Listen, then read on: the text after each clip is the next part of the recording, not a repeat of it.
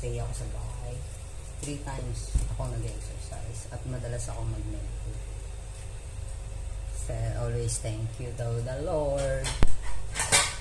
Yun lang. Always thank you. Always thank you. Always thank you. Whatever happened, thank you. Thank you. Thank you. All the time, thank you.